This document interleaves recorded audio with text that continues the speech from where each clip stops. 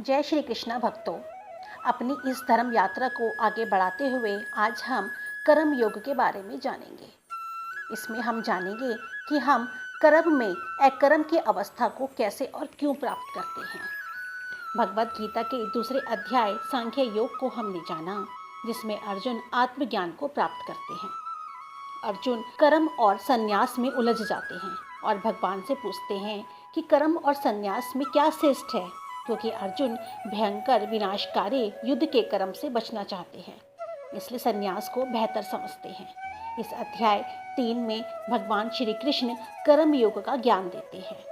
अर्जुन श्री कृष्ण से कहते हैं, भगवान, जब आप कर्म से अधिक बुद्धि को श्रेष्ठ मानते हैं तो मुझे युद्ध जैसे कर्म को करने के लिए क्यों कह रहे हैं? मेरी बुद्धि भ्रमित हो गई है, कृपया मुझे एक सर्वाधिक लाभदायक रास्ता बताओ। तब परम दयालु श्री कृष्ण कहते हैं, अर्जुन, ज्ञान योग उन मनुष्यों के लिए है जिनकी रुचि चिंतन में है, और कर्म योग उनके लिए है जिनकी रुचि कर्म करने में है। सभी मनुष्य अपनी स्वाभाविक प्रकृति के कारण कार्य करने के लिए बाध्य हैं। कोई भी मनुष्य बिना कर्म किए नहीं रह सकता। जो मनुष्य गेरू रंग के वस्त्र धारण करके वैरागी दिखाते हैं, परंतु मन की इंद्रियों से भोग विलासों में लिप्त रहते हैं, वे वास्तव में ढोंगी हैं, पाखंडी हैं। इस प्रकार के पाखंडी मनुष्य से तो वे मनुष्य श्रेष्ठ है जो बाहरी रूप से कर्म करते हैं, लेकिन आंतरिक इंद्रियों द्वारा उनमें उनके प्रति कोई भी आसक्ति नहीं है। कर्म करना श्रेष्ठ है। कर्म करने से ही तुम्हारे शरीर का भरण पोषण होगा। ईश्वर ने जिस सृष्टि का निर्माण किया है, उस सृष्टि के लिए भी जीवित प्राणियों के अपने अपने दायित्व हैं, जिनका निर्वाह उन्हें करना पड़ता है। भगवान का आभार करते हुए जब मनुष्य अपने कर्तव्य निभाता है, तब ऐसे कर्म यज्ञ बन जाते हैं। मनुष्य द्वारा यज्ञ अनुष्ठान किए जाते हैं, जिससे देवता प्रसन्न होते हैं और मनुष्य को सांसारिक सुख व स्मृति प्रदान करते हैं। ऐसे यज्ञ करने से ही वर्षा होती है और वर्षा से अन्न उत्पन्न होता है, जो प्रत्येक जीव के लिए आवश्यक है। इंद्रिय सुख की प्राप्ति के लिए जो मनुष्य जीवित रहते हैं, उनका जीवन व्यर्थ हो जाता है और वे पाप के भागी बन जाते हैं।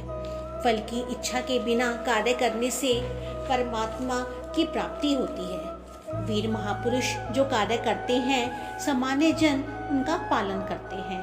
पार्थ, तुम अपने कर्तव्यों का निर्वहन करते हुए समाज के कल्याण के लिए अनुकरणीय उदाहरण प्रस्तुत करो। संसार के समक्ष आदर्श स्थापित करो। भगवान श्री कृष्ण अर्जुन से अपना उदाहरण देते हुए कहते हैं कि मैं तीनों लोगों का स्वामी हूँ। मैं जो चाहूँ पा सकता हूँ, मैं जो चाहूँ कर सकता हूँ, लेकिन मैं फिर भी धरती पर हर युग में प्रकट होकर कर्म करता हूँ। जैसे मैं इस समय तुम्हारा सारथी हूँ। अगर मैं कर्म ना करूँ तो धरती पर सब अनर्थ हो जाएगा। ज्ञानवानी मनुष्य को चाहिए कि वे अज्ञानी लोगों को भी अपने नियत कर्म को करने के लिए प्रोत्साहित करें। हे पार्थ, इच्छा और स्वार्थ को त्याग कर परमात्मा का ध्यान करते हुए कर्म करो।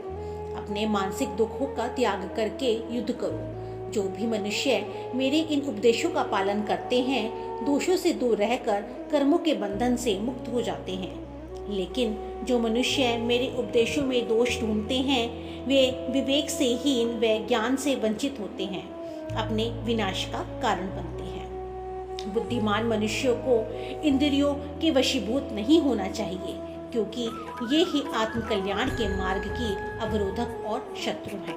इतना सुनने के बाद अर्जुन श्री कृष्ण से कहते हैं, भगवान, इच्छा ना होते हुए भी मनुष्य पाप कर्म में क्यों लीन हो जाता है? इस पर श्री कृष्ण कहते हैं कि मनुष्य का सबसे बड़ा शत्रु उसकी कामना है।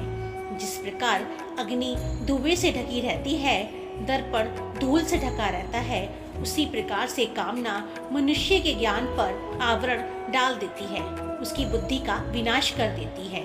हे अर्जुन, तुम इस कामना रूपी शत्रु का दमन कर दो, जो पाप का मूर्त रूप है, ज्ञान और आत्मबोध का विनाशक है। अपनी इंद्रियों, मन और बुद्धि पर संयम रखो और आत्मज्ञान द्वारा काम रूपी शत्रु का दमन करो। तो भक्तों, हमारा तीसरा अध्याय पूर्ण हुआ। इस अध्याय का कम शब्दों में सार समझाने का प्रयत्न करूं तो यहाँ कहा गया है कि अपने कर्मों को और उसके फल को भगवान के समक्ष समर्पित कर दो। तुम स्वयं फल की चाह ना रखो। भगवान भक्त के हित के अनुसार स्वयं फल दे देते हैं।